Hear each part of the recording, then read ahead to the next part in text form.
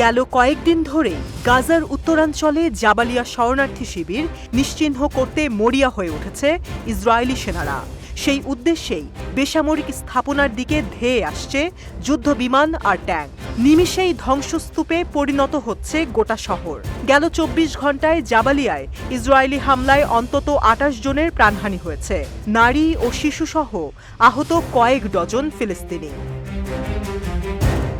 একইভাবে ইসরায়েলি সেনারা রণক্ষেত্রে পরিণত করতে চায় দক্ষিণাঞ্চলের রাফা সীমান্ত। তাদের ধারণা, রাফায় লুকিয়ে রয়েছে হামাস যোদ্ধারা, তাই ক্ষণে ক্ষণেই রাফার দিকে তেড়ে আসছে ইহুদি সেনাদল।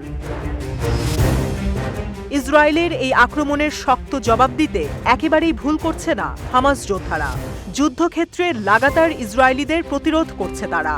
ভারী অস্ত্র গোলাবারুদ নিয়ে ঝাঁপিয়ে পড়ছে ইহুদি হায়নাদের ওপর।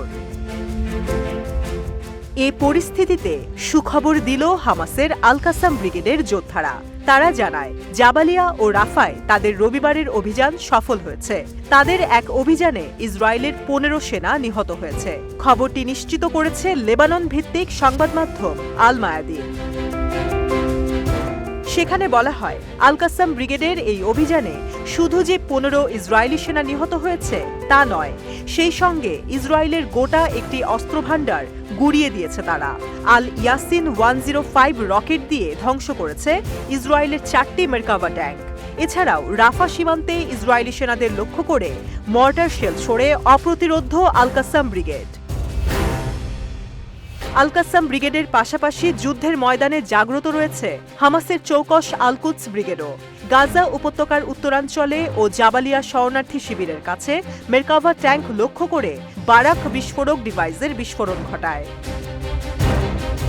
ওই দিন যুদ্ধের ময়দানে মুনশিয়ানা দেখিয়েছেন হামাসের অন্যতম শক্তি মুজাহিদিন ব্রিগেডও। রকেট চালিত গ্রেনেড দিয়ে ইসরায়েলের বেশ কয়েকটি ট্যাঙ্ক ধ্বংস করার দাবি করে তারা। এক্ষেত্রে অবশ্য আল কুদস ব্রিগেডের যোদ্ধারা তাদের সহযোগিতা করে। হামাসের এই লাগাতার হামলার বিষয়টি অবশ্য ইসরায়েলের সংবাদ মাধ্যমগুলোতেও ঢালাওভাবে প্রচার হয়। এদিকে গেল নভেম্বর থেকে ইসরায়েলের যুদ্ধকালীন মন্ত্রিসভার ঐক্যে ফাটল ধরেছে, এমন খবর প্রকাশ করে আসছিল গণমাধ্যমগুলো।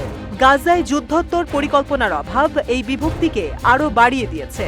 এমন পরিস্থিতিতে গাজার শাসন ব্যবস্থা নিয়ে যুদ্ধকালীন মন্ত্রিসভা প্রস্তাবিত ৬ দফা পরিকল্পনা ৮ জুনের মধ্যে চূড়ান্ত করতে ব্যর্থ হলে ক্যাবিনেট থেকে পদত্যাগের ঘোষণা দিয়েছেন মন্ত্রিসভার সদস্য বেনি গ্যাটস। আর যুদ্ধকালীন মন্ত্রিসভার পরামর্শ না শুনলে গোটা ইসরায়েলের ভবিষ্যৎ অন্ধকারে তলিয়ে যেতে পারে বলে শঙ্কা করা হচ্ছে।